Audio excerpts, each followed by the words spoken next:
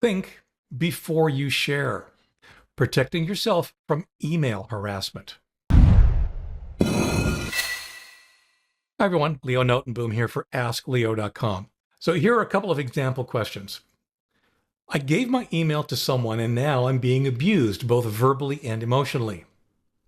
Someone got my email address from an online post I made and now they're harassing me. What can I do? Over the last 20 years, I continue to get questions on this topic regularly. Someone somehow has managed to get information about you, something as simple as an email address, and they've started using that to stalk, harass, or otherwise threaten you. Let's walk through what few things you can do if you're being harassed by email. Common advice is to block the email address of the person harassing you. I would take a slightly different approach. Instead, set up a filter or a rule in your email program or interface that will automatically file those emails in a folder set up specifically for this purpose. If you can, automatically mark them as read, so you never even have to think about them. The reason I have you save them this way is to document the harassment in case it escalates or in case you later need to reach out for legal help. It can be painful, but consider changing your email address to one that the harasser doesn't know about.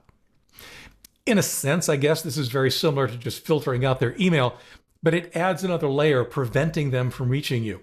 Eventually, you might even close the old account, at which point emails to that email address will hopefully bounce back to the sender.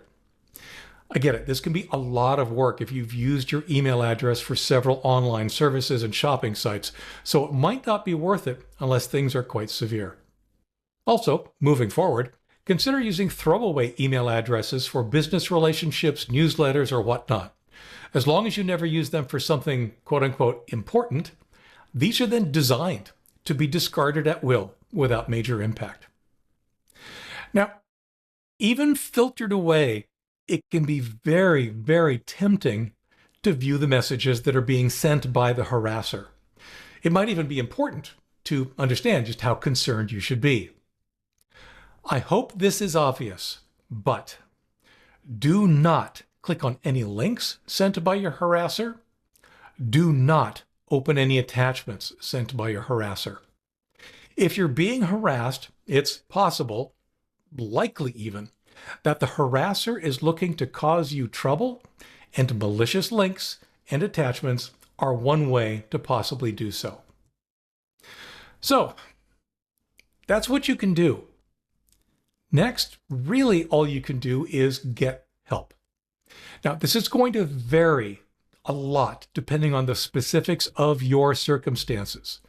But yes, now's the time to consider looking for help. And I have to point out that I'm not a lawyer. None of this should be considered legal advice. Talk to law enforcement. Even if they can't do anything immediately, you'll at least get the case on record should any further action be necessary. Talk to a lawyer. They may look into things like restraining orders or no contact orders or some other legal recourse to help you. It's possible that they too may have additional related resources that they can point you to. If it's applicable, considering contacting support organizations like the National Domestic Violence Hotline.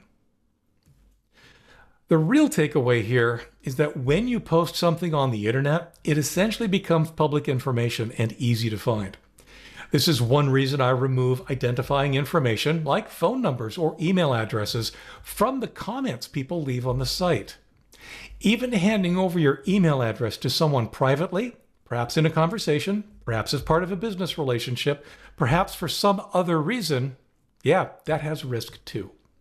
That's why you need to be very careful about what, where, and when you share or post something. Now, it's interesting. Once shared, you can't unshare. It might look like you can remove information from a comment or take down something you've posted publicly, but just like sharing your email address with a company or individual, once it's out there, it's out there. For example, one thing many people find surprising is that Google caches information. When Google snatches a copy of a page to index, they keep that copy for some time.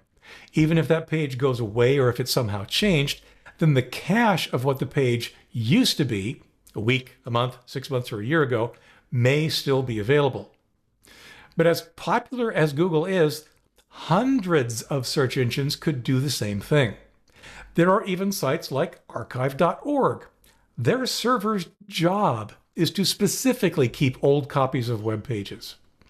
And while there are services that claim to remove you from the internet, they simply cannot.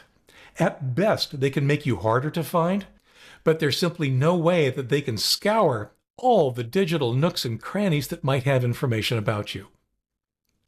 So ultimately, I can't really say it enough. We all need to be very careful about what we put in public places and to whom we give our information to.